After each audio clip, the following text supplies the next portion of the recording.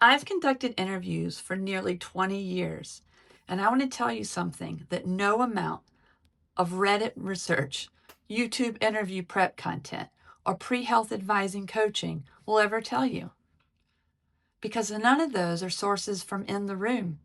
I was. And what we were actually looking for had almost nothing to do with your answers, although they are important. For the next few minutes, I want to show you exactly what committees are evaluating for OT school interviews from the side of the table that has never been in the pre-OT content space before, until now. And this represents my personal experience. Here is the thing about OT school interview prep content that nobody says directly. Almost all of it is focused on the wrong thing. What to say when they ask you about your weaknesses, how to frame your observation experience, the most common OT interview questions, and how to answer them. That content is not useless, but it's preparing you for a test that OT admissions committee are not necessarily giving. Committees know you have prepared answers. They can tell that in 30 seconds. Rhythm is slightly off, language is too polished for a genuine conversation, eye contact pattern is very different, energy hits different. A rehearsed answer sounds polished. A genuine answer sounds like a person is thinking. Committees always prefer the second one, every time. So here is what we were actually watching for, and why understanding this changes everything you should do when you walk in that room. Professional presence. How you carry yourself from the moment you walk in the room. How you present yourself for graduate professional training before you say a single word. Genuine curiosity. Whether you're really interested in this program, this faculty, this profession, or whether you're performing an interest for the purpose of just getting admitted. Professional reasoning. Whether you can actually think through complexity out loud. Hold ambiguity. Reason toward a position without shutting down when the questions get really hard. Self-awareness. Show us whether you know who you are professionally. Show us your growth edges, your honest strengths, whether that self-knowledge is specific and grounded or performed and generic. Human connection. Whether you understand that OT is a relationship-based profession, and whether you demonstrate the beginning of that relational capacity from the moment you walk in the door.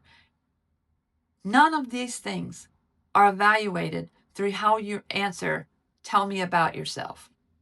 All of them are visible in how you show up across the entire interview experience. We expect nerves. I want to say that directly because most interview prep content treats nervousness as something to eliminate. We never do. It's difficult to do. We expect it. Every committee member who has ever conducted an OT school interview has been nervous in professional situations. We know what it looks like. We do not penalize for it. What we are looking for is not the absence of nerves, it's a genuine presence with the nerves. The applicant, who is clearly nervous, but fully there, engaged, making eye contact, genuinely interested in the conversation, is demonstrating something more valuable than polish. They are demonstrating that they can be present in uncomfortable situations, which is exactly what clinical practice requires every single day. The nervous applicant who was fully present always makes a stronger impression than the polished applicant who was managing a performance. Every single time. Here is the component of OT school interviews that almost no prep content addresses, and that is one of the most revealing parts of the entire process. Many OT programs include a group activity in their interview process. Applicants are given a prompt and asked to work together while the committee members observe. The topic of the prompt is almost never the point. Committee members are using clinical observation themselves to watch you and how you function in a group. Who leads naturally, but who performs leadership? Who listens actively versus who just waits to talk? Who includes quieter voices versus who dominates? That behavior tells us more about who you are or who you might become professionally than any prepared answer could. Programs are also increasingly including an on-the-spot writing sample. There are 2 reasons for that. First, to tease out all of the AI-generated application materials. Second, because documentation is a clinical competency, and they want to see whether the foundation is there, on the spot, with nerves. And here's the thing that makes committees genuinely lean forward. The answer that made us stop and pay attention in a room full of well-prepared applicants. Not the most polished answer. Not the most impressive observation setting.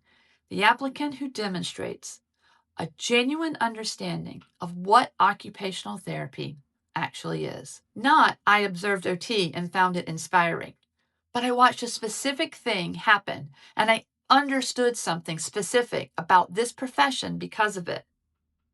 I observed an OT in the school setting, spending most of her time talking with the classroom teacher, and I actively watched the power of a client education and advocacy.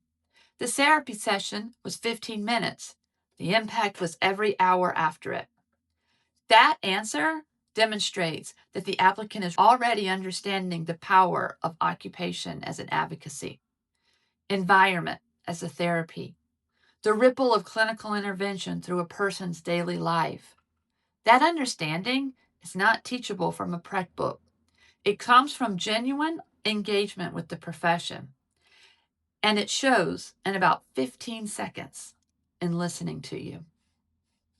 My group sessions cover the complete interview preparation framework from the committee perspective, the full picture that most applicants never access because nobody in the pre-OT content has been on the other side of the table until now.